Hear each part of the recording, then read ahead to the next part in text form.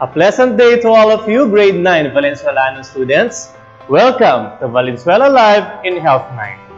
I'm your health teacher, Mr. Ronel I. Villapando, and I will guide you in our lesson for today.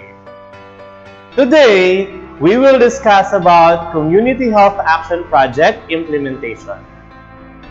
Here are the most essential learning competencies for today. Suggest ways to prevent and manage environmental health issues, and participates in implementing an environmental project such as building and maintaining a school garden or conducting a war on waste campaign.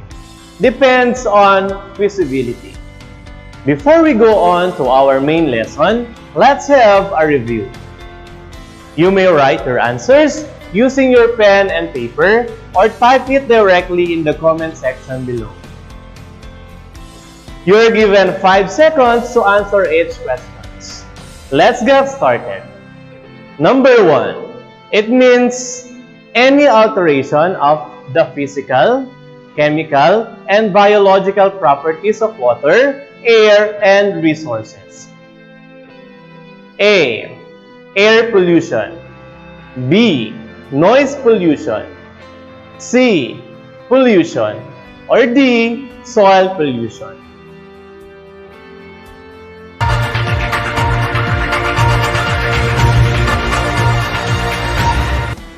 Time's up, and the correct answer is letter C. Pollution. Number 2. It means any alteration of the physical, chemical, and biological practices of the atmospheric air. A. Air pollution. B. Noise pollution. C. Pollution. Or D. Soil pollution.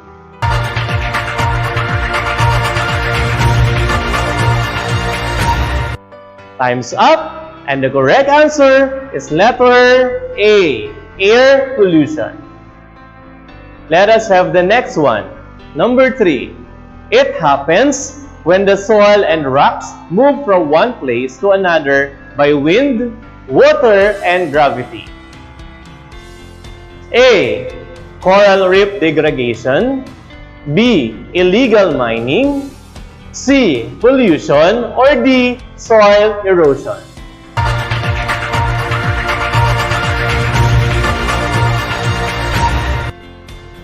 Time is up, and the correct answer is letter D. Soil erosion. Let us continue. Number 4. It is a sudden flood of a great volume, usually caused by heavy rain. A. Coral reef degradation. B. Flash flood. C. Soil pollution. Or D. Water pollution.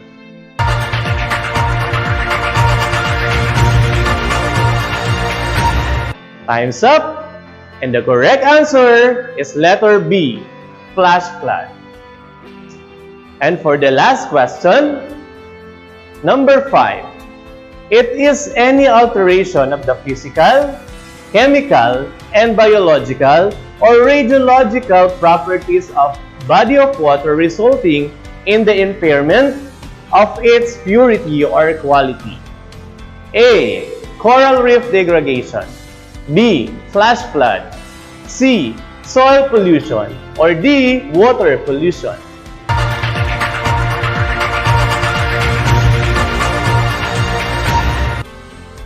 Time's up, and the correct answer is letter D. Water pollution.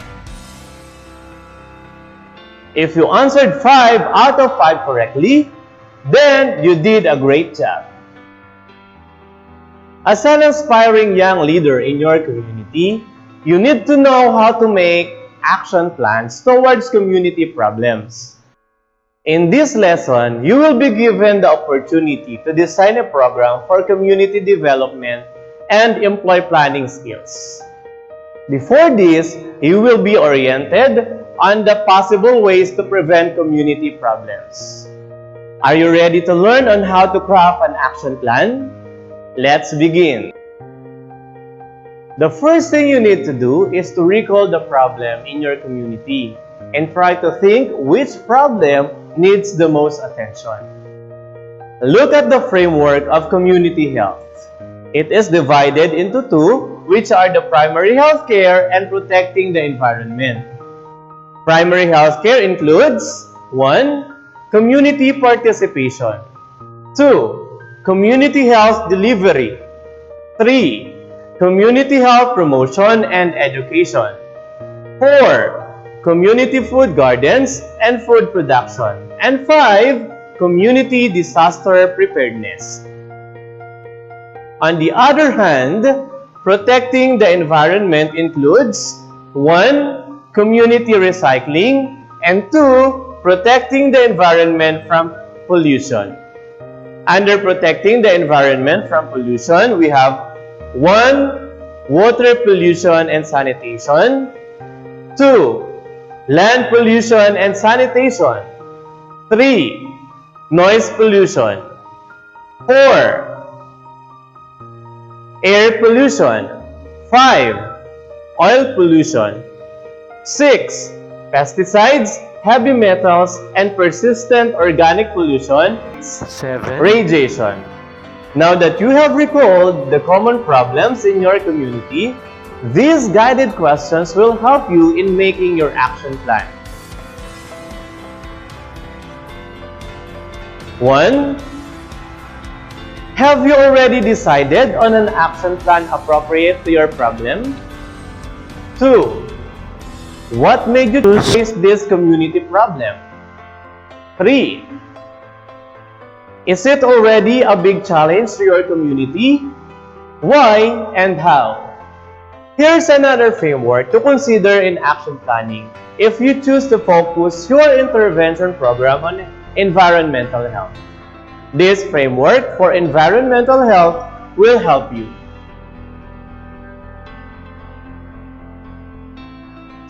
The environmental factors affecting health includes physical, chemical, biological, social, and psychosocial. Under physical factor, we have housing environment condition.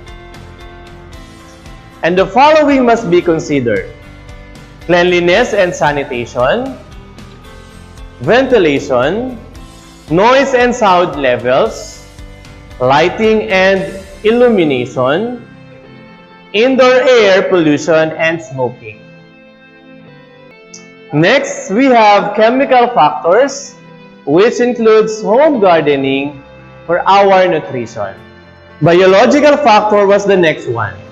It focused on waste management that is needed for the prevention of diseases that can be transmitted by animals. Next is the social factors, like exercise and recreation.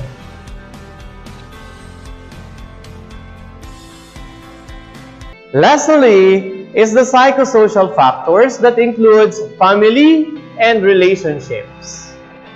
Now that you have all the ideas about different community and environmental problems affecting health, it's time to create your own action plan. The action plan is divided into two parts. Look at this template. In part A, you write your chosen environmental problem. This is the title of your action plan. Your goals specify what do you want to happen. Action step explain how will it happen. Benefits. Enumerate the positive outcome do you expect. And evaluation. Describes how will you know when it is complete.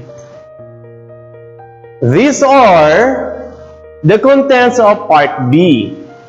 Assign to, state the specific place in your community. Timeline, put the day or date you will do the action plan. Cost, indicate if there is money involved. And lastly, the additional community contacts. You can write the names or name of the barangay official or barangay officials which you think will help you in implementing the action plan. After doing the action plan, try to answer the guided questions. Number 1, have you already completed the table with your plan of action? Number 2, among the steps, what was the most difficult to answer and why? Once done, you can now send it to your health teacher during your follow-up discussion. There are different agencies working together for community health. Their programs are also anchored on sustainable community development. Activities and programs of your community must be coordinated with the following agency.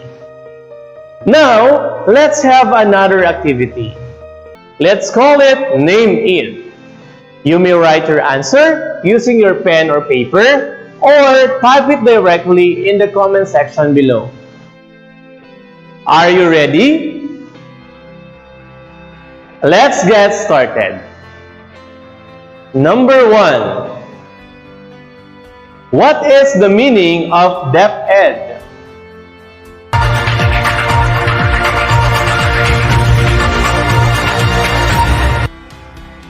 Time's up, and the correct answer is Department of Education. Number 2. What is the meaning of D&D?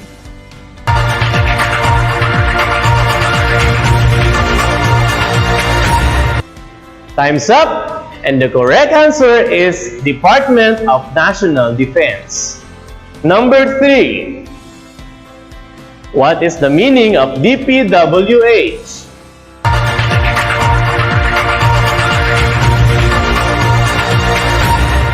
Time's up, and the answer is Department of Public Works and Highways.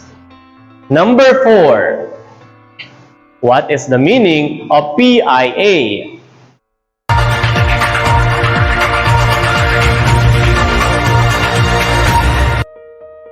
Time's up, and the correct answer is Philippine Information Agency. Number 5. What is the meaning of POPCOM?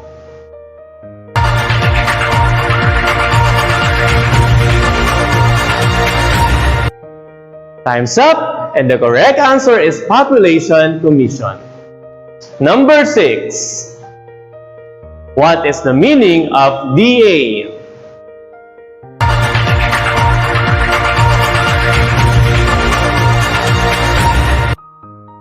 Time's up, and the correct answer is Department of Agriculture. Number 7. What is the meaning of DBM?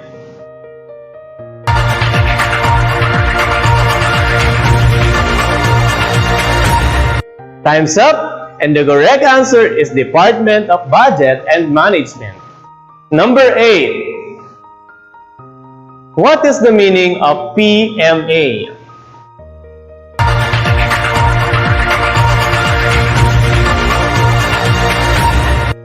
Time's up, and the correct answer is Philippine Medical Association. Number 9. What is the meaning of PNRC?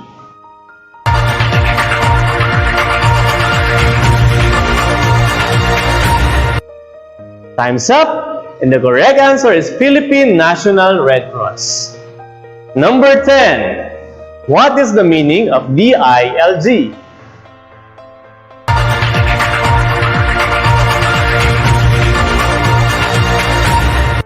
Time's up, and the correct answer is Department of Interior and Local Government. Number 11. What is the meaning of NNC?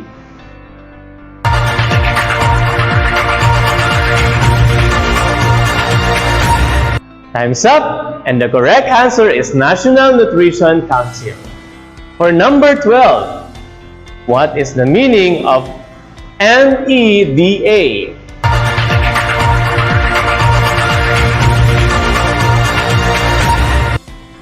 Time's up! And the correct answer is National Economic and Development Authority. And last number, 13. What is the meaning of DOH?